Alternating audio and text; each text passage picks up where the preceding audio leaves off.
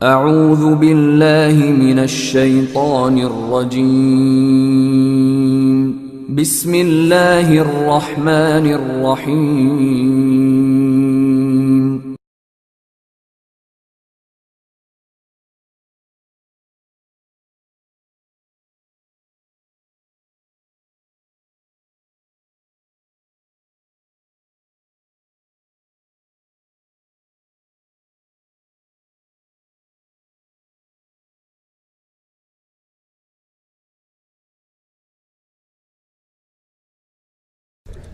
إن الحمد لله نحمده ونستعينه ونستغفره ونعوذ بالله من شرور أنفسنا ومن سيئات أعمالنا من يهده الله فلا مضل له ومن يضلل فلا هادي له وأشهد أن لا إله إلا الله وحده لا شريك له وأشهد أن محمدًا عبده ورسوله أما بعد فإن خير الحديث كتاب الله وخير الهدي هدي محمد صلى الله عليه وسلم وشر الأمور محدثاتها وكل محدثة بدعة وكل بدعة ضلالة وكل ضلالة في النار نعوذ بالله تعالى من النار وما قرب إليه من قول وعمل ونسأله سبحانه وتعالى الجنة وما قرب إليها من قول وعمل.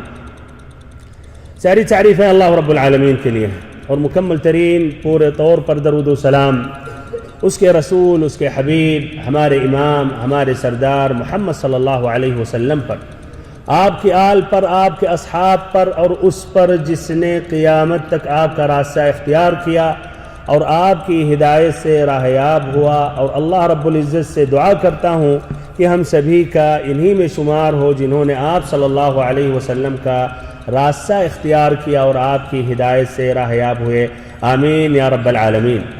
واجب الاحترام بھائیوں، معزز ساتھیوں، موضوع ہمارا ہے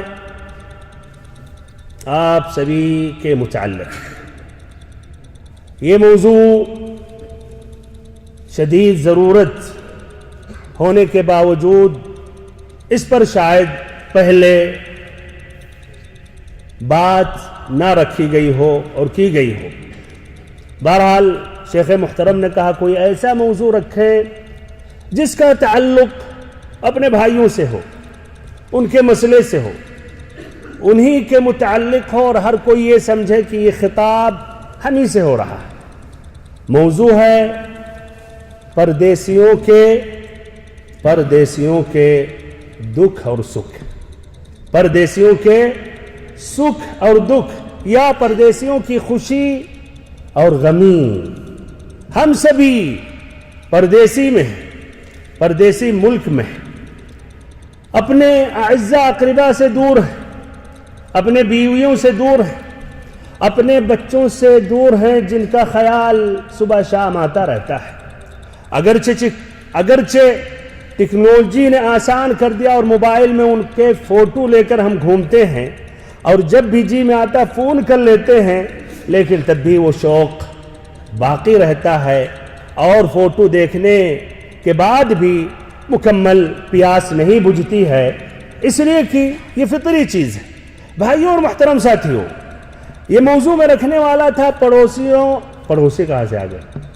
اچھا، موضوع میں رکھنا چاہ رہا تھا پردیسیوں کے دو چہرے، لیکن کچھ بھائیوں نے اعتراض کیا کہ پھر وہ تو حدیث میں آیا ہے نا کہ سب سے برا آدمی وہ ہے جو دو چہرے والا ہے. ایک چہرہ یعنی جو آ کے کچھ لوگوں کے پاس کچھ ظاہر کرتا ہے، محبت کی باتیں کرتا ہے، پھر دوسری جگہ جاتا ہے، ان کی بات وہاں نقل کرتا ہے، وہاں کی بات یہاں لاتا ہے. تو کہا یہ موضوع مناسب نہیں ہے، لیکن میں کہتا ہوں دوسرے اعتبار سے موضوع مناسب ہے. ہر پردیسی کے دو چہرے ہوتے ہیں، دو چہرے ہوتے ہیں. ایک چہرہ جو آپ لے کر آئے ہیں اور ایک دوسرا چہرہ جو گھر میں روم میں رکھ کے آئے ہیں، یعنی جانے کے بعد وہ چہرہ چینج کر لیں گے. کچھ بھائی سر ہلا رہے کہ بات صحیح ہے، دو چہرہ ہوتا ہے پردیسی کا. ایک چہرہ بھائیوں وہ چہرہ جو لے کر ابھی آپ آئے ہیں، حشاش بشاش، خوش اور مسکراہٹ اور ایسا محسوس کرتے ہیں کہ ہمیں کوئی غم کوئی ٹینشن نہیں ہے. جب دوستوں کے ساتھ بھائیوں کے ساتھ بیٹھتے ہیں اور ذرا بھی اپنی پریشانی ظاہر نہیں کرتے ہیں اپنے چہرے پر, تو دیکھنے والا سمجھتا ہے کہ آپ بہت ہی زیادہ سعادت مند خوش نصیب ہیں, خوشیوں کے ساتھ آپ کی زندگی گزر رہی ہے, مسکرا رہے ہیں, ہنس رہے ہیں, چہرے پر رونق ہے, بشاشت ہے. اور یہ حقیقت ہے. اور ایک دوسرا چہرہ جو روم میں گھر میں رکھ کے آئے ہیں, وہ چہرہ بھائیوں جب تنہائی میں ہوتے ہیں, آئینے کے سامنے کھڑے ہوتے ہیں, تو بچوں کو یاد کرنا, بیوی کو یاد کرنا, اور اگر جوان بچیاں ہیں ان کی شادی کے مسئلے, بوڑھے باپ ماں ہیں تو ان کے مسئلے, جس کی وجہ سے آپ کا چہرہ بدل جاتا ہے. ایک طرف جو موبائل میں تصویر ہے کچھ اور کہہ رہی ہے, اور ادھر جو حقیقی چہرہ آئینے کے سامنے ہے اس کی تعبیر کچھ اور ہے, اور آنکھوں سے آنسو بھی جاری ہو جاتے ہیں. بھائی اور محترم ساتھیوں, غربت میں زندگی گزارنا, دوسرے ملک میں جہاں کے عادات مختلف ہوں, جہاں کی زبان مختلف ہو, جہاں کا طریقہ ماحول مختلف ہو, یہ آسان کام نہیں ہے. اسی لیے ہر کوئی آنے سے پہلے ضرور کہا ہوگا اپنے گھر والوں سے کہ میں صرف 4 سال کے لیے جا رہا ہوں. کیا رہا ہے بھائیو, صحیح ہے؟ کتنے آپ میں سے ہیں جو 10 سال سے زیادہ ہو گیا انہیں پردیسی میں رہتے ہوئے؟ 10 سال سے جو زیادہ ہاتھ اٹھائیں. یہ 10 سال سے زیادہ والے. اچھا, جو 20 سال سے ہیں, کچھ تو اب کم ہو جائے گی تعداد. جو 20 سال سے زیادہ, اچھا ابھی بھی عدد زیادہ. اچھا, جو 30 سال تک پہنچ گئے ہیں یا کراس کر دیے ہیں, اچھا کا ہاتھ تو بہت کم ہو گئے لیکن تب بھی تعداد ہے. بہرحال آپ لوگ کیا رہا ہے, جب آئے تھے پہلا جو سفر تھا آپ کا, گھر والوں سے کیا کہے تھے؟ کتنے سال کے لیے؟ 4 سال. کسی نے 5-10 کہا تھا بھائیو؟ اچھا, آپ 2 ہی سال کہے تھے, 2 سال کہے تھے. چلیے ہاں, اور آپ کتنا؟ 5 سال. چلیے اب کہا تھا ارکان الاسلام 5 پورا کر دیتے ہیں. بہرحال سبھی کے سب جھوٹے ثابت ہوئے, ہے کہ نہیں؟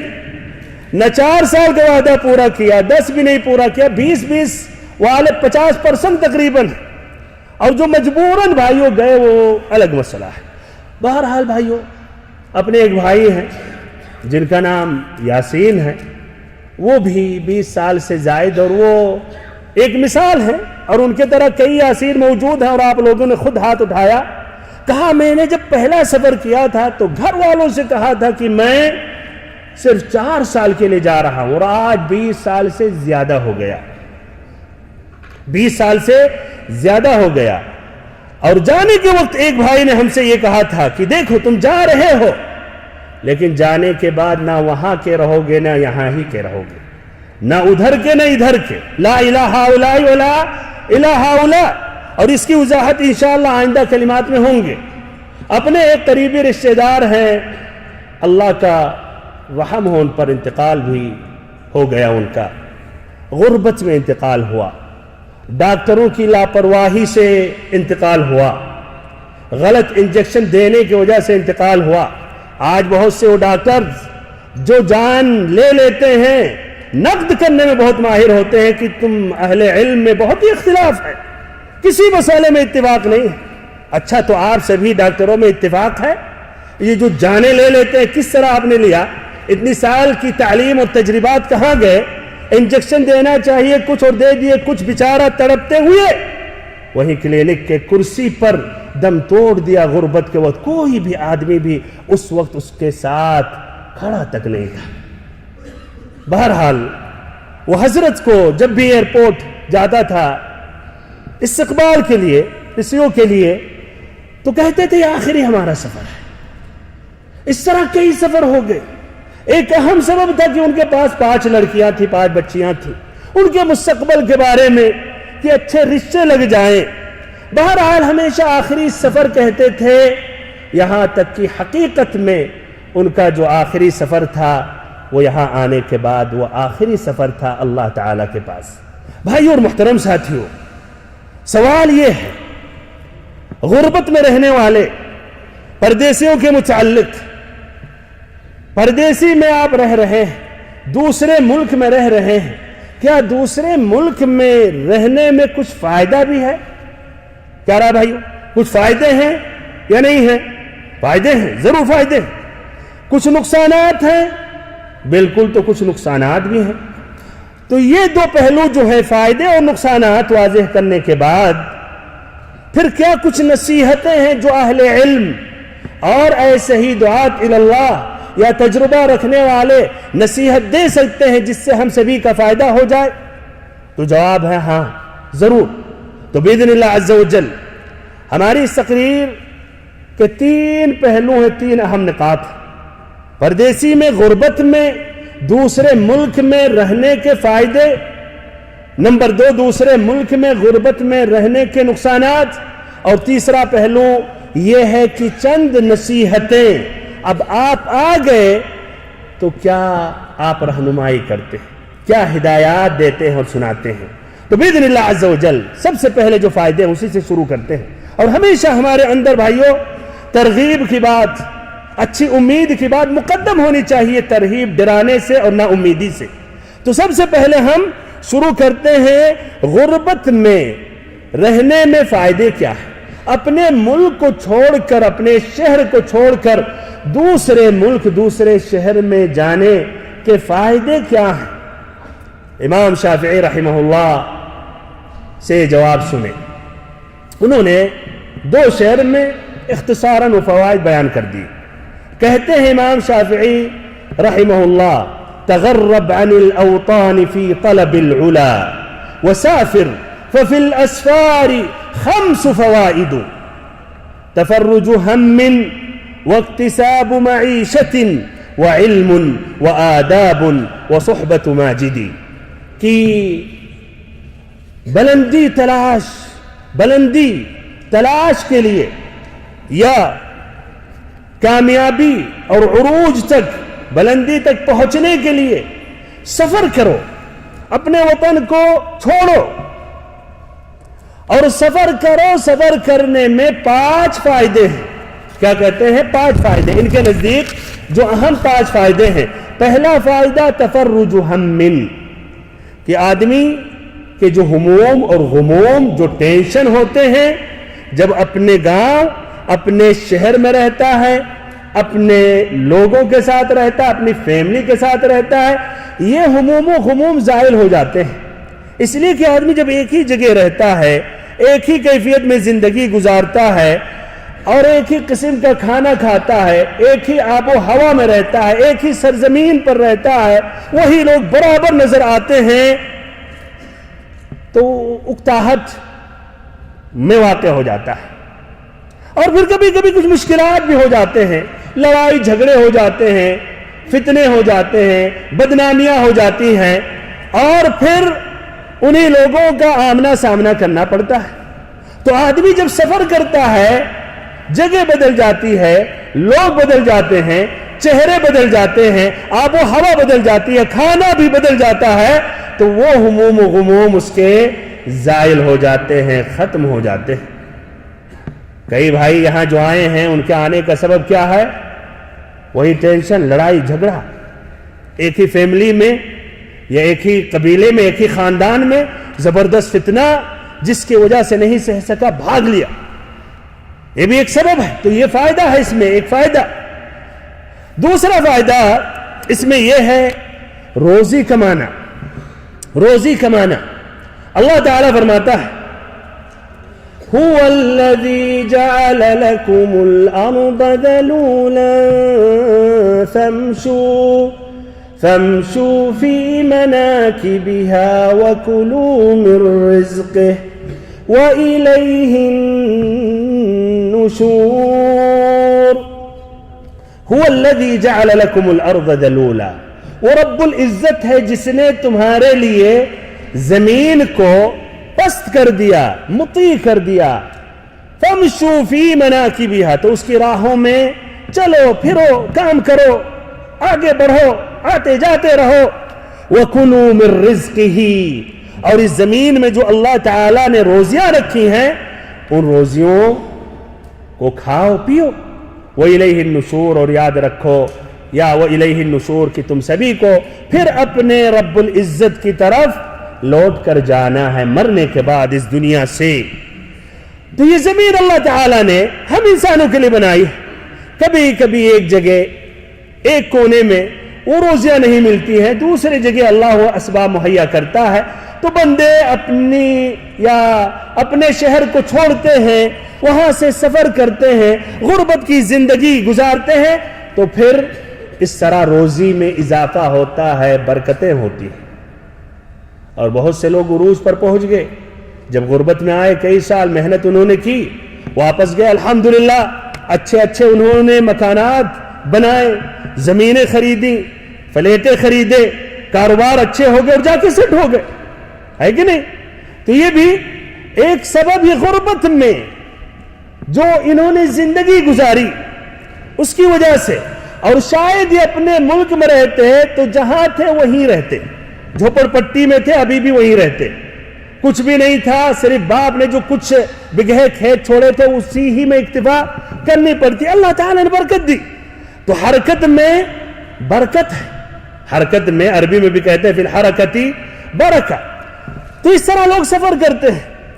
آپ میں سے یا آپ سبھی یہاں سعودیہ آئیں، اور سعودیہ آنے کے اسباب میں سے ایک سبب یہ بھی ہے کہ یہاں الحمدللہ دینی ماحول ہے، اسلامی ملک ہے، اور مکہ مدینہ قریب ہے، عمرہ کر سکتے، حج کر سکتے، یہ بھی بہت اچھا پیارا مقصد ہے۔ اور بہت سے لوگ کے نزدیک اس کی اتنی اہمیت نہیں ہے، انہیں زیادہ سے زیادہ کمانا ہے، ڈالر مل جائے تو اس کے لیے وہ قربانیاں دینے کے لیے تیار ہیں، کئی سمندر پار کرنے کے لیے تیار ہیں۔ اسی لیے بہت سے لوگ ان ملکوں میں جانوں پر کھیلتے ہوئے پہنچنے کی کوشش کرتے ہیں غیر قانونی طرح، اور بہت سے لوگ راستے میں ڈوب جاتے ہیں۔ کشتیوں میں یہ جو ہوتے ہیں مافیا والے پہنچاتے ہیں، کچھ ڈالر لے لیتے ہیں کہ ایک آدمی سے 3000 4000 5000، اور وہ بھی سمندر سے پہنچاتے ہیں، مثلا مالٹا سے اٹلی، اسے سب سے قریب ہے خشکی، اور پھر وہاں سے یورپ میں بکھر جاتے ہیں تاکہ ان کا مستقبل بہتر ہو جائے۔ اور کبھی ایسا بھی ہوتا ہے کہ قانونی اس میں پکڑے جاتے ہیں، تو وہیں وہ مافیا والے خود بھائیو لائن سے سب کو جو کشتی میں ہوتے ہیں، کشتی میں جگہ ہوتی ہے 6 کی بیٹھاتے ہیں، 30 سب کو شوٹ کر کے سمندر ہی میں پھینک دیتے ہیں۔ اور ایسے بھی لوگوں سے ملاقات ہماری ہوئی ہے ان ملکوں میں جنہوں نے ایسے واقعات سنائے، اور اس طرح بہت سے لوگ اللہ عالم مختلف اسباب کے تحت انہوں نے اتنا بھیانک قسم کا قدم اٹھایا جان پر کھیلتے ہوئے۔ کسی کی راستے میں جان گئی اور کوئی بچا، اور کسی کا مقصد پہلے ہی سے برا تھا کہ ان آزاد ملکوں میں جانا ہے تاکہ آزادی سے ہمیں زندگی گزارنی ہے۔ بھائی اور محترم ساتھیو، بہرحال ادھر میں یہ کہوں گا، بچوں کے لیے، بیوی کے لیے، اپنی ذات کے لیے، والدین کے لیے یہ روزی کی خاطر مشقت کرنا اور یہ غربت میں آ کر صبر کرنا، یہ بھی فی سبیل اللہ ہے، اللہ کی راہ میں یہ بھی جہاد ہے، اگر آپ کی نیت صحیح ہے۔ دلیل سے بات کر رہا ہوں تاکہ بات ہماری بات مکمل ہو جائے اور بات ہماری صحیح رہے۔ الطبرانی کی روایت ہے کعب ابن عجرہ رضی اللہ عنہ سے، کہتے ہیں ایک شخص گزرا، ہم اصحاب رسول صلی اللہ علیہ وسلم نے دیکھا تو ہم نے اس کے جسم، طاقت اور ایسے ہی جو جسم سے چست جسم دکھ رہا تھا اور ایسے پہلوان دکھ رہا تھا، مضبوط قسم کا آدمی دکھ رہا تھا، تو ہم لوگوں نے کہا کہ لو کان ھذا فی سبیل اللہ، کہ کاش اس کی پہلوانی، اس کی طاقت اللہ کی راہ میں ہوتی۔ تو آپ صلی اللہ علیہ وسلم نے کیا کہا؟ ان کان خرج یسعى علی ولده صغارا فهو فی سبیل اللہ، کہ اگر یہ نکلا ہے اپنے گھر سے اور اس کا مقصد ہے اپنے لڑکوں کے لیے روزی تلاشنا تو یہ بھی اللہ کی راہ میں ہے. وَإِن كَانَ خَرَجَ يَسْعَى عَلَى وَالِدَيْنِ شَيْخَيْنِ كَبِيرَيْنِ فَهُوَ فِي سَبِيلِ اللَّهِ. اور اگر یہ نکلا ہے اپنے گھر سے اور اس کا مقصد اس کے دو باپ جو بوڑھے ہیں ان کی کفالت یا ان کا بندوبست کرنا تو یہ بھی اللہ کی راہ میں ہے. وَإِن كَانَ خَرَجَ يَسْعَى عَلَى نَفْسِهِ يُعِفُّهَا فَهُوَ فِي سَبِيلِ اللَّهِ. اور اگر یہ نکلا ہے اپنی ذات کے لیے تاکہ کسی کے سامنے ہاتھ نہ پھیلائے, حلال روزی سے اپنی گزر بسر کرے تو یہ بھی اللہ کی راہ میں نکلا ہوا ہے. وَإِن كَانَ خَرَجَ رِيَاءً وَمُفَاخَرَةً فَهُوَ فِي سَبِيلِ الشَّيْطَانِ. اور اگر نکلنے کا مقصد ریاکاری, فخر و مباحات کرنا کہ میں بہت ہی طاقتور ہوں اور بہت ہی خوبصورت ہوں, یا مقصد ہے یہاں آ کر بعد میں جا کر اپنے گاؤں میں فخر کرنا کہ میں سعودیہ میں رہتا ہوں, میں اتنا کماتا ہوں. ارے تم ابھی بھی وہی کام کرتے ہو, ابھی بھی مزدوری کر رہے ہو, ابھی بھی کھیتی کر رہے ہو. یا میں سعودیہ سے آیا, میں نے 3 حج کیا ہے, 10 عمرہ کیا ہے. اس میں بھی کچھ لوگ فخر کرتے ہیں. یہ فخر کرنے کی بات ہے, یہ ریاکاری میں داخل ہے. فَهُوَ فِي سَبِيلِ الشَّيْطَانِ. یہ شیطان کی راہ میں نکلا ہوا ہے. بمبئی میں ایک حضرت بات کرنے لگے کہ یہاں حاجی اس طرح فخر کرتے ہیں آپس میں کہ ایک مرتبہ ایک حاجی اور دوسرے حاجی میں اختلاف ہو گیا تو ایک کہنے لگا, ارے حاجی صاحب خاموش رہیے, آپ نے 1 حج کیا, میں نے 2 حج کیا. آپ نے 1 ہی حج کیا, میں نے 2 حج کیا, یعنی ہماری بات صحیح ہے. اور اس طرح میں ڈبل زمینیں دوسری کی غصب کر سکتا ہوں, زبردستی لے سکتا ہوں, دھوکہ دے سکتا ہوں. اگر آپ 1 زمین لے سکتے تو ہم 2. بہرحال تو فَهُوَ فِي سَبِيلِ الشَّيْطَانِ. دوسری حدیث صحیح امام بخاری امام مسلم کی, عائشہ رضی اللہ عنہ کہتی ہیں کہ ایک عورت ہمارے گھر میں داخل ہوئی, ہمارے گھر میں. وہ کمرہ نبی صلی اللہ علیہ وسلم, حجرت عائشہ جس میں نبی اکرم حضور اقدس صلی اللہ علیہ وسلم مدفون ہے, اور آپ صلی اللہ علیہ وسلم عائشہ رضی اللہ عنہ کے گھر میں مدفون ہے, نہ کہ مسجد نبوی میں جس طرح کچھ لوگوں کا خیال اور گمان ہے. پھر استدلال کرتے ہیں کہ مسجدوں میں قبروں کو داخل کرنا یہ کوئی حرج نہیں ہے. عائشہ رضی اللہ عنہ کے گھر میں نبی اکرم صلی اللہ علیہ وسلم مدفون ہے, نہ کہ مسجد نبوی میں. بہرحال وہ حجرہ عائشہ 5 میٹر بائی 3.5 میٹر, یہ ہے تقریباً اس کی سائز. یہ رسول صلی اللہ علیہ وسلم گھر میں ایک عورت داخل ہوئی, اس کے ساتھ 2 بیٹیاں تھیں. اس عورت نے کچھ مانگا, اللہ اکبر. عائشہ رضی اللہ عنہ کے پاس انہوں نے تلاشا, اس چھوٹے سے کمرے میں ایک کھجور کے علاوہ کچھ بھی نہیں ملا. انہوں نے ایک کھجور ہی تھما دیا, دے دیا اس عورت کو. اللہ اکبر. نبی اکرم صلی اللہ علیہ وسلم کے گھر میں صرف ایک کھجور. اور یہاں اپنے پاس گھروں میں جائیے, رمضان کی تیاریاں ہو رہی ہیں, خاصتاً فیملی والے جو ہیں, دیکھیے بھائیوں فریج تنگ ہو گئے, چھوٹے پڑ گئے, 2 3 فریج, تب بھی نہ شکری, اللہ المستعان. بہرحال ایک کھجور ملا, کہا ہم نے اس عورت کو تھما دیا, اس نے 2 ٹکڑا کیا, ایک بیٹی کو آدھا دیا, دوسری بیٹی کو آدھا دیا, اور بیچاری کچھ بھی نہیں کھائی اور پھر چلی گئی. اس سے اتنی متاثر ہوئی عائشہ رضی اللہ عنہا کہ نبی صلی اللہ علیہ وسلم جب داخل ہوئے تو انہوں نے سنایا اس کا واقعہ. تو آپ صلی اللہ علیہ وسلم نے کہا, من ابتلی من هذه البنات بشيء من ابتلی من هذه البنات بشيء كن سترا له من النار. کہ جسے اللہ تعالی نے بچیوں سے آزمایا, اللہ تعالیٰ نے ایک سے زائد بچیاں دی, یا اس کو آپ شر نہ سمجھیں, یہ بچیاں کل قیامت کے دن یہ حجاب بن جائیں گی, یعنی روک لیں گی جہنم سے. ممکن ہے جو آپ ناراض ہیں, آپ کے پاس 2 بچیاں ہیں یا 3 بچیاں ہیں یا 4 ہیں یا 5 ہیں, بچے نہیں ہیں, اللہ تعالیٰ آپ کے لیے خیر چاہ رہا ہے, اور شاید آپ کے اعمال صالحہ اتنے نہیں ہیں کہ جنت تک پہنچا سکیں, یا آپ کے ان اعمال صالحہ کے ساتھ کچھ گناہ بھی ہیں جس کی وجہ سے آپ جہنم کے مستحق ہیں, لیکن اللہ تعالیٰ نے یہ بیٹیوں کو دیا تاکہ جہنم سے بچا سکیں، کوئی نہیں جانتا ہے۔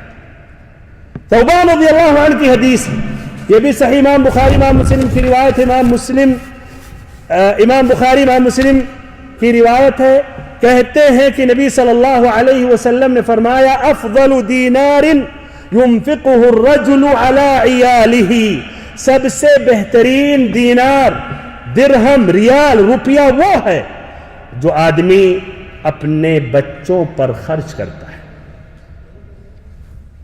یعنی آپ کے پاس ایک سے زائد ہے، آپ نے مسجد کے لیے خرچ کیا، بچوں کی کسی اسکول میں خرچ کیا، کسی دعوت اس میں خرچ کیا، بہت اچھے اعمال، بہت اچھی بات۔ اور ایک آپ نے اپنے بچوں پہ خرچ کیا، سب سے بہتر، سب سے زیادہ اجر کے مستحق کہاں آپ ہیں؟ جو بچوں پر خرچ کر رہے ہیں۔ کچھ لوگ بچوں پر خرچ کرتے ہیں، پریشان ہو جاتے ہیں، کپڑا خریدنا ہے، اسکول کے لوازمات ہیں، اس کی فیس دینی ہے، کھانے پینے کا انتظام کرنا ہے، رمضان آ گیا، عید کا، چڑچڑاتے ہیں، غصہ ہو جاتے ہیں، پریشان ہو جاتے ہیں، ناراض ہو جاتے ہیں، جبکہ ان کے اندر خیر کا جذبہ ہے، دوسری جگہ پیش رہتے ہیں۔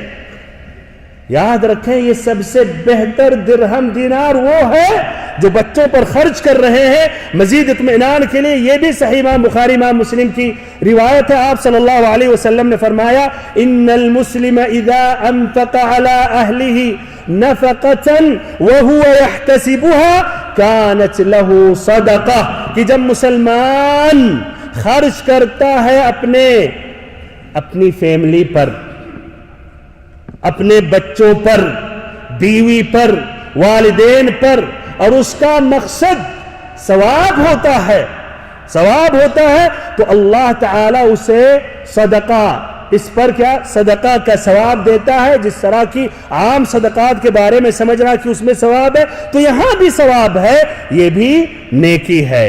تو بہرحال امام شافعی رحمہ اللہ نے کیا کہا تھا؟ سفر میں فوائد میں سے نمبر 1 کیا ہے؟ نمبر 1 کیا ہے؟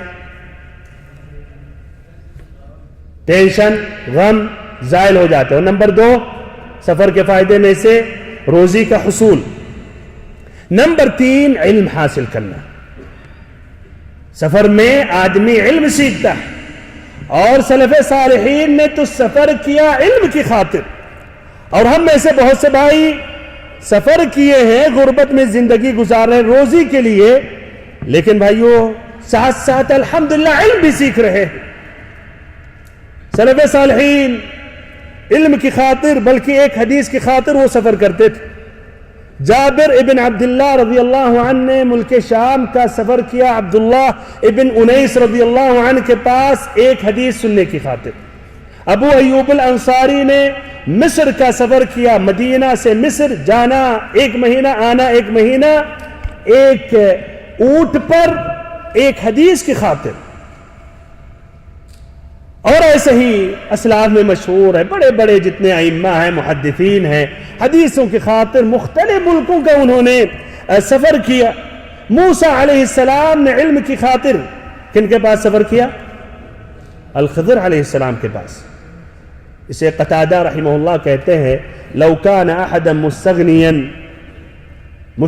عن العلم لاستغنى نبي الله موسى عليه السلام وقد قال للخضر هل اتبعك على ان تعلمني مما علمت رشدا، کہ اگر کسی کے لیے یہ ہوتا کہ تم نے جتنا علم سیکھ لیا کافی ہے، تو موسیٰ علیہ السلام کو جو کچھ اللہ نے عطا کیا تھا وہ کافی تھا، لیکن تب بھی انہوں نے سفر کیا اور خود اللہ تعالیٰ سے سوال کیا۔ جب اللہ تعالیٰ نے کہا کہ ہمارا ایک بندہ ہے جس کے پاس تم سے بھی زیادہ علم ہے، تو وہاں پہنچے علم کی خاطر۔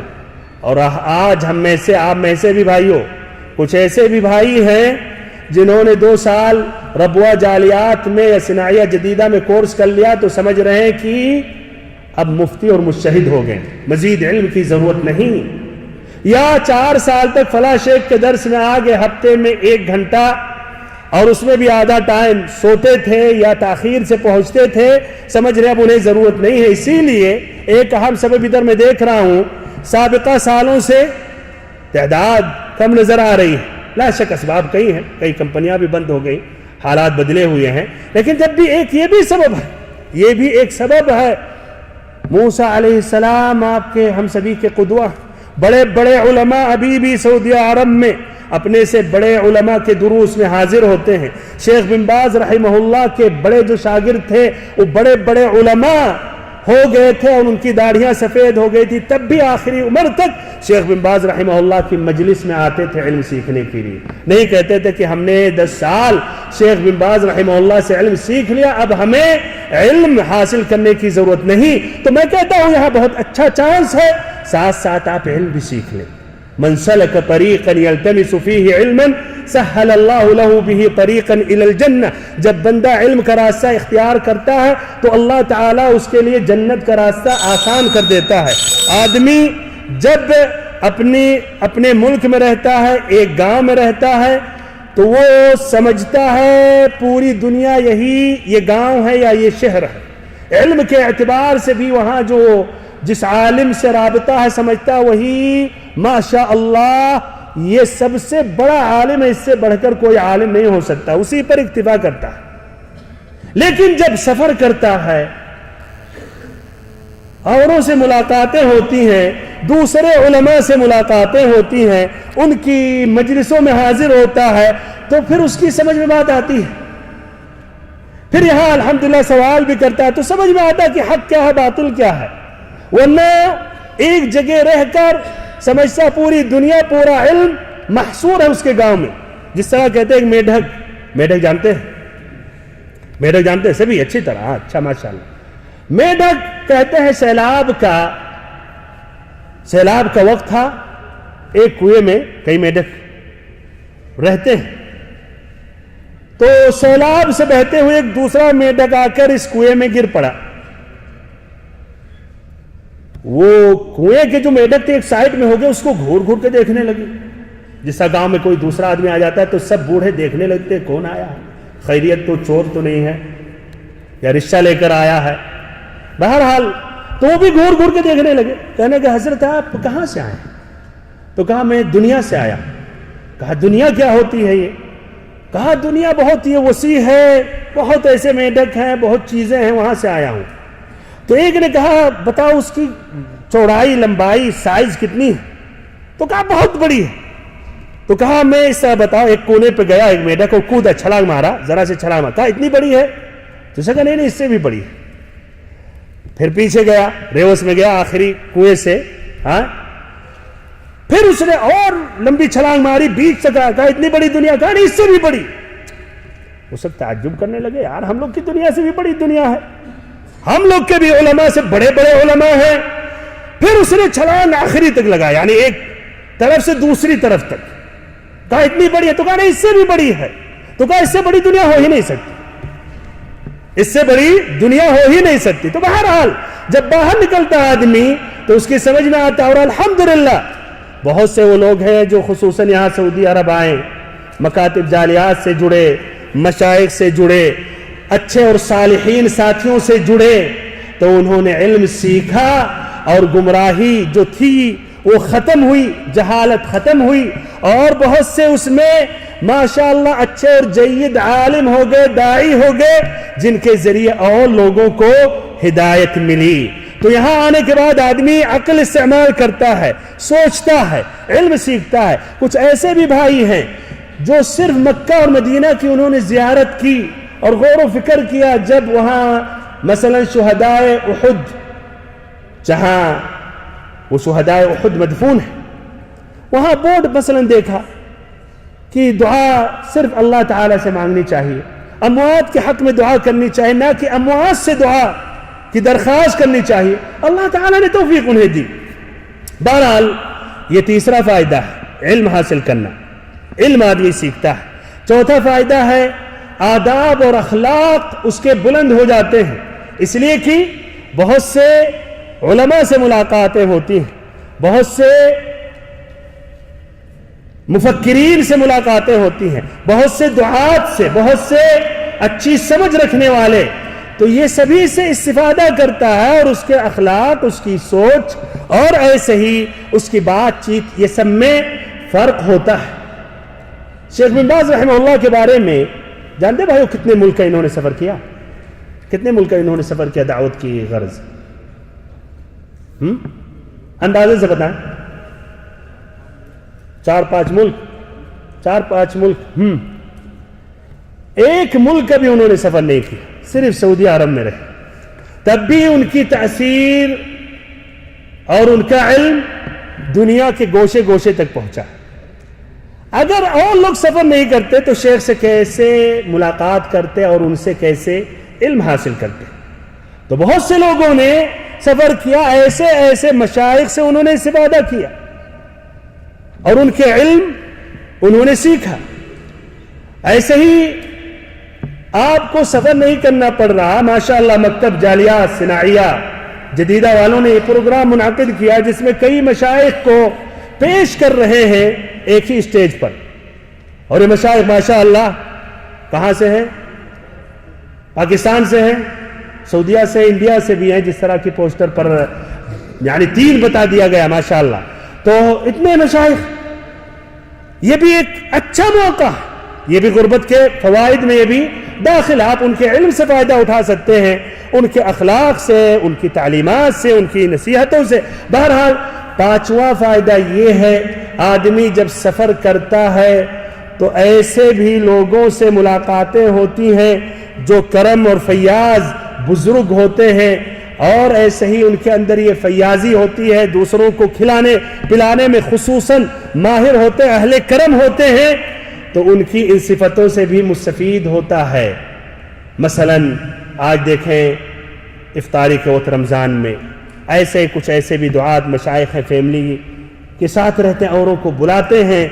تو اس طرح آدمی یہ تمام چیزیں سیکھتا ہے, جس طرح کی امام شافعی رحمہ اللہ نے کہا. 6واں فائدہ یہ ہے کہ آدمی اپنے اوپر بھروسہ کرنا سیکھتا ہے. جو گھر میں رہتا تھا دلارا یا دلار, سب گھر والے دلار کرتے تھے, کپڑا دھلنا, جھاڑو لگانا, بیوی کے اوپر بوجھ بنے رہتے تھے. تو یہاں خود سیکھ رہے ہیں, آپ کھانا بھی خود بنا رہے ہیں, جھاڑو خود دے رہے ہیں, باتھ روم بھی صاف کر رہے ہیں. یہ کوئی عیب نہیں ہے, اور ایسے صبر کرنا سیکھ رہے ہیں, یہ بھی اچھی چیز. بہت سے لوگ کھانا بنانے میں ماہر ہو گئے, یہ دین ہے غربت کا. گھر میں ہوتے تو صرف وہی بیوی کا کھانا کھاتے. تو یہ بھی اس طرح آپ سیکھے ہیں. زندگی میں جو مختلف مشکلات ہوتے اس کا سامنا کرنا پڑنا, یہ بھی سیکھ رہے ہیں اس کا کیا حل ہے. زندگی حقیقت میں مختصر ہے, لیکن ایک تجربہ ہے مکمل, ایک تجربے سے خالی نہیں ہے. تو آپ یہ تجارب سیکھتے ہیں. ایسے نمبر 7, جب سفر کرتے ہیں, غربت میں آتے ہیں, مختلف لوگوں سے, مختلف نیشنلٹیوں سے, مختلف ملکوں سے ہوتے ہیں, مختلف زبانوں میں رنگ میں ہوتے ہیں, سب کی عادات مختلف ہوتے ہیں, تہذیب مختلف ہوتے ہیں, اخلاق مختلف ہوتے ہیں, دیانتداری مختلف ہوتی ہے, ایسے ہی ان کی علم میں بھی اختلاف ہوتا ہے. تو یہ تمام چیزیں آپ سیکھتے ہیں. یہ بھی ایک بہترین تجربہ لے کر آپ یہاں سے واپس ہوتے ہیں. بہرحال یہ اہم فائدے تھے. اب اس کے بعد جو نقصانات ہیں سفر میں, غربت میں, وہ ذکر کر رہا ہوں. تو سفر میں کچھ نقصانات ہیں یا نہیں؟ یہ سب فائدے ہیں. اچھا, نقصانات زیادہ ہے فائدے زیادہ؟ جو کہہ رہے فائدے زیادہ ہاتھ اٹھائیں, جو کہہ رہے نقصانات زیادہ وہ ہاتھ اٹھائیں. اچھا, نقصانات والے کم کہہ رہے ہیں. اچھا تو سن لیتے ہیں, الحمدللہ اچھی بات ہے. جو فائدے ہیں ہم ان تمام فائدے جو ہیں ہم کوشش کریں کہ مکمل حاصل کریں مکمل طور پر, اور جو نقصانات ہیں اس سے دور رہیں. ایک اہم نقصان غربت میں یہ ہے کہ دیکھتے ہیں کچھ اپنے ملکوں سے جو اپنے ملکوں میں صالح ہوتے ہیں, دیندار ہوتے ہیں, نمازی ہوتے ہیں, بلکہ کچھ ہوتے ہیں دعوت سے, تبلیغ سے جڑے رہتے ہیں, یہاں آنے کے بعد آزاد ہو جاتے ہیں, بے لگام ہو جاتے ہیں, حیا کا لبادہ اتار کے ایک سائیڈ میں رکھ دیتے ہیں. کیوں؟ اس لیے کوئی دیکھ نہیں رہا. اور اس کے بالمقابل, اور یہ فائدے میں ہے جو پہلے میں نے ذکر کیا, یہاں آنے کے بعد علم سیکھتے ہیں, اچھے لوگوں کی رفاقت اختیار کرتے ہیں, ان کے ساتھ اٹھتے بیٹھتے ہیں, اور ماشاء اللہ خوبصورت چہرہ لے کر واپس ہوتے ہیں. تو یہ بھی اس کے ایک نقصانات میں سے. شاید آپ نے بیچ میں ایک ویڈیو دیکھا ہوگا. ایک ویڈیو بھائیوں بلدیہ کا ایک آدمی ہے جو روڈ صاف کر رہا ہے, اور یہ کوئی عیب نہیں ہے بھائیوں, یہ بھی کام کرنا کوئی عیب نہیں ہے. لیکن یہاں سوچنے والی بات یہ ہے, ایک ویڈیو ریکارڈنگ کر رہا ہے اور اس نے کہا قرآن پڑھنے کے لیے, تو اس نے قرآن بہت ہی خوبصورت انداز میں اس نے پڑھا. لوگ تو کہہ رہے سبحان اللہ, ماشاء اللہ, کیا بات ہے. لیکن کیا رہا ہے بھائیو, دوسرے زاویے سے دیکھیں, یہ ایک چہرہ ہوا, دوسرا چہرہ کیا کہتا ہے کہ آدمی نے اپنے آپ کو کیوں ذلیل و رسوا کیا.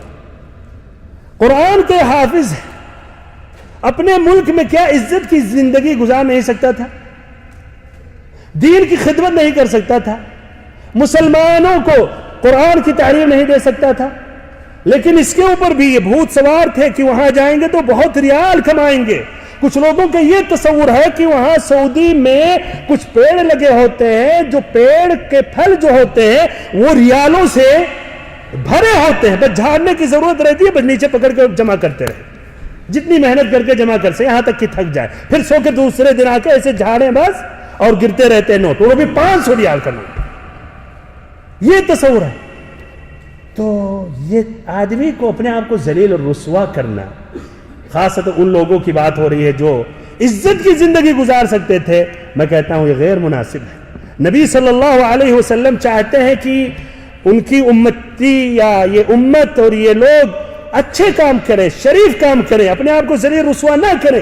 اسی لیے وہ حدیث میں ہے, مسلم کی روایت ہے, کسب الحجامی خبیر, کہ وہ جو خون نکالنے, حجامت جو کراتے ہیں, پوچھنا لگانا, سینگی لگانے والے, کہا خبیر کا, جبکہ اہل علم کہہ رہے جائز ہے, اور یقیناً وہ جائز ہے. اس لیے آپ صلی اللہ علیہ وسلم نے بھی حجامت کروائی اور ابا طیبہ کو آپ نے 1 دینار دیا, جائز ہے. لیکن مقصد آدمی کی سوچ بلند ہونی چاہیے. تو یہ پہلا نقصان.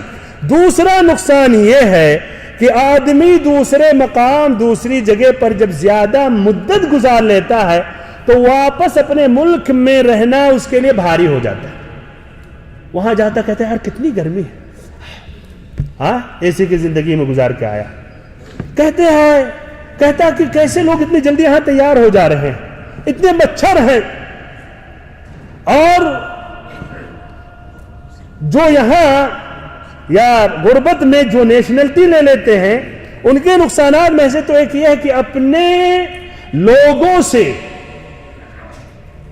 الگ ہو جاتے ہیں, صلہ رحمی ختم ہو جاتا ہے, قطع تعلق. تو یہ اس کے نقصانات میں سے ہیں. آدمی کو پھر اپنے ملک میں رہنا بھاری ہوتا, خاصتاً جو فیملی کے ساتھ, اپنے بچوں کے ساتھ رہتے ہیں. اور بہت سے ایسے بھی ہیں, میں خود جانتا ہوں, جن کے والدین یہاں رہے, بچے ابھی بھی نیشنلٹی ان کی نہیں, یہ بھی نہیں کہ نیشنلٹی ان کی سعودی ہو گئی, ابھی بھی ان کی نیشنلٹی پاکستانی ہے یا ہندی ہے. نہ عربی نہ اردو جان رہے ہیں, نہ اپنی زبان جان رہے ہیں, یہاں بھی اجنبی ہیں, یہاں بھی صدیق ہے, اپنے ملک میں جا رہے ہیں وہاں بھی صدیق ہے. یہ بھی اس کے نقصانات میں سے. ایک ایسے ہمارے عمر کا ہے تقریباً انڈین, بمبئی گیا, اردو بہت تھوڑی موڑی جانتا ہے, ٹوٹی پھوٹی اردو جانتا ہے, یہاں تک کہ رکشہ والے سے ڈرتا ہے کہ ہمیں لوٹ نہ لے, تو صرف 1-2 کہہ کے کہ ہمیں یہاں جانا چپ جاتا ہے کہ اور بولوں گا تو پکڑا جاؤں گا. انڈین, یہاں بھی اجنبی وہاں بھی اجنبی. یہ اس کے نقصانات میں سے. اس کے نقصانات میں سے ایسے یہ ہے کہ آدمی یہاں سے جب جاتا ہے شروع میں اور اس کے جیب گرم ہوتے ہیں ریالات سے, تو لوگ بہت ہی محبت ظاہر کرتے ہیں, شوق سے ملتے ہیں, اور ایسے ایسے پھر وہ محبت کم ہو جاتی ہے. ایسے ہی آپ جتنا بھی ہدیے لے کر جائے, مکمل طور پہ لوگوں کو خوش نہیں کر سکتے, اور سب اس لالچ میں رہتے ہیں کہ کچھ نہ کچھ انہیں ملنا چاہیے. پہلے تو لوگ ایک قلم دے دیتے تھے, خوش ہو جاتے تھے. پھر بعد میں قلم کے بعد بات کہاں تک پہنچی؟ گھڑی. پھر گھڑی کے بعد موبائل, وہ بھی اسمارٹ فون چاہیے, ورنہ اندر ناراض رہیں گے. اپنے ایک بھائی کہتے ہیں کہ میں 120 ریال یا اس کے قریب میں نے ایک اچھی گھڑی خرید کر اپنے ایک قریبی رشتہ دار کو میں نے ہدیہ کیا. جیسے لیا تو کہنے لگا اچھا یہ وہی 2 ریال والی گھڑی ہے جو مسجدوں کے پاس بیچتے ہیں. تو یہ بھی سننے کا ملتا ہے کہ نہیں؟ یہ بھی ایک نقصانات میں سے ہے. اچھا، اس سے بھی زیادہ اہم جو نقصانات ہیں، باپ کی موجودگی بہت ہی ضروری ہے بیوی کے لیے، بچوں کے لیے، ان کی نشو و نما کے لیے بہت ہی ضروری ہے۔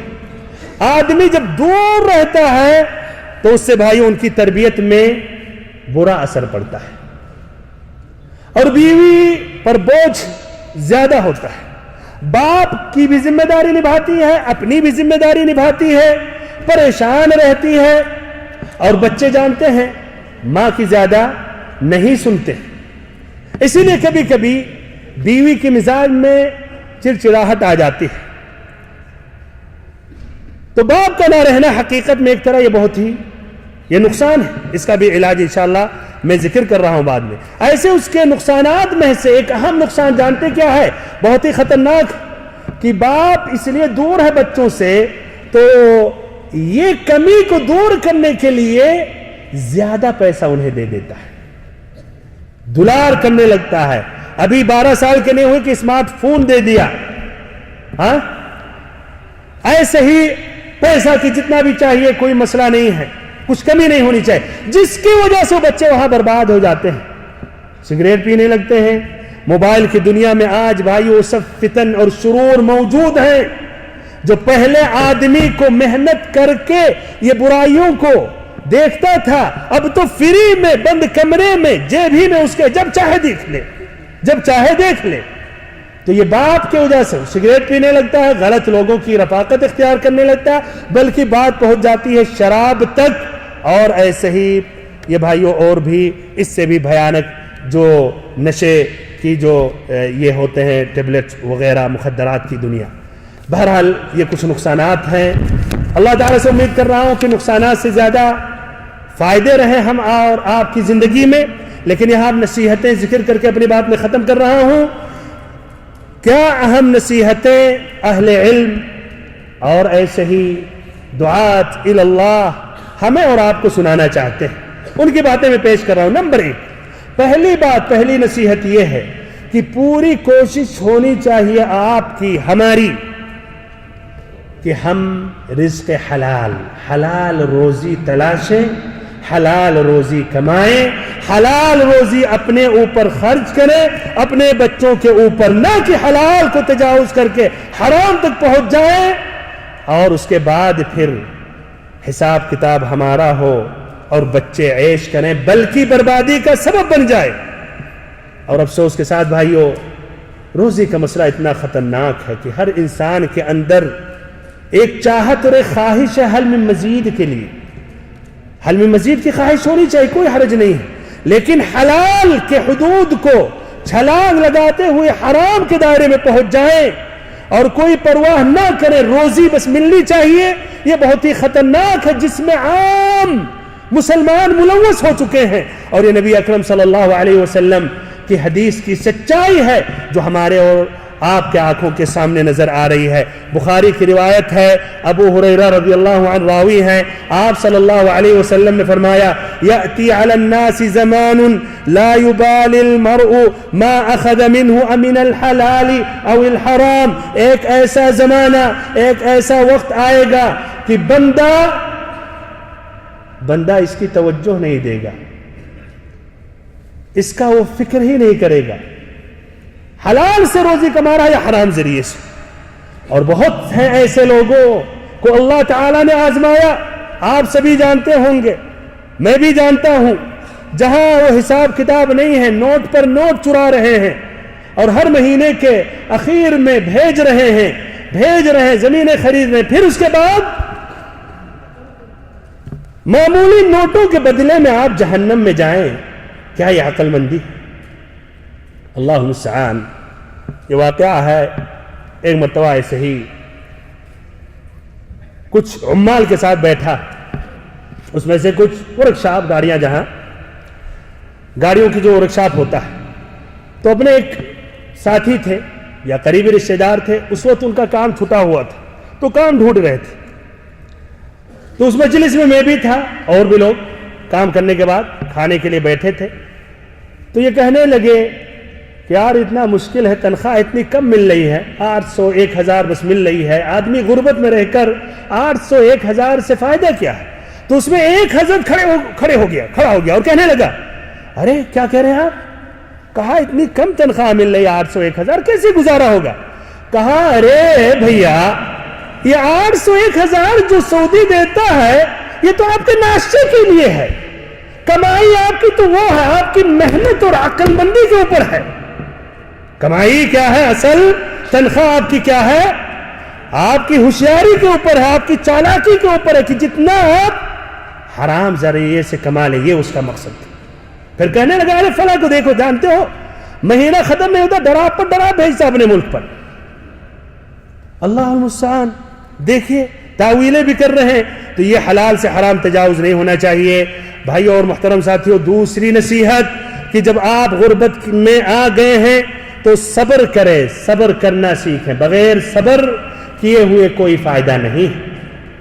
صبر کریں، صبر کا پھل میٹھا ہوتا ہے۔ جس طرح کے اور لوگ بھی آئے، جب انہوں نے صبر کیا تو الحمدللہ اس کے بعد انہوں نے جا کے کچھ بنا لیا، سجا لیا، کر لیا۔ تو ایسے ہی آپ بھی یہاں صبر کریں۔ اور یہ سب بھائی صبر نہیں کر پاتے۔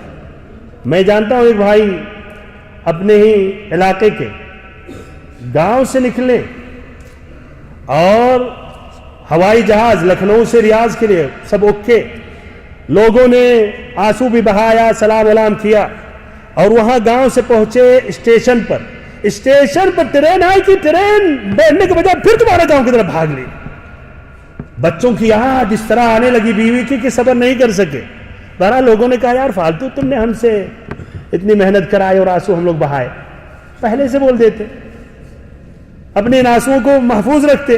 بہرحال تو صبر کی ضرورت ہے بھائیو، اور صبر ہر مقام، دین میں، علم سیکھنے میں، علم میں، عبادت میں۔ انما یوفی الصابرون اجرهم بغیر حساب، سورۃ العصر۔ چوتھی صفت کیا ہے؟ وتواصوا بالصبر۔ تیسری نصیحت کہ آپ جب آئے ہیں تو ایک ترتیب دے دیں، ایک مدت تک، یعنی ایک ترتیب دے دے کہ ہمیں مثلا 4 سال، یا 4 سال والا ہٹا دیتا ہوں کسی نے عمل نہیں کیا، 6 سال، 8 سال، 10 سال، بس زیادہ زیادہ اس میں ہمیں پلاننگ کر لیں کہ اتنا کما کر کچھ وہاں آ کے کرنا ہے، پھر وہیں بچوں کے ساتھ رہنا ہے۔ ایسی بھی زندگی کا کیا فائدہ کہ آپ پوری جوانی 20 سال کی عمر سے لے کر 40-50 تک غربت میں گزار دیں، اور 2 سال میں صرف ایک مرتبہ 1 مہینے کے لیے جائیں، بیوی سے ملیں۔ بیوی بھی احساس کر رہی ہوگی کہ آپ اجنبی آدمی ہیں، تو ایک اچھی پلاننگ کریں، اس پر عمل کریں، اور اپنے پیسوں کو صحیح جگہ پر لگائیں۔ اس لیے غیر مناسب ہے کہ اس سے زیادہ آپ پوری جوانی ادھر گزار دیں۔ اگر آپ 20 سال رہے، 20 سال میں اگر 2 سال پہ جا رہے، 10 مرتبہ گئے، 1 مہینہ رہے، تو ٹوٹل کتنا آپ 20 سال میں رہے؟ 1 سال بس، بیوی کے ساتھ، بچوں کے ساتھ۔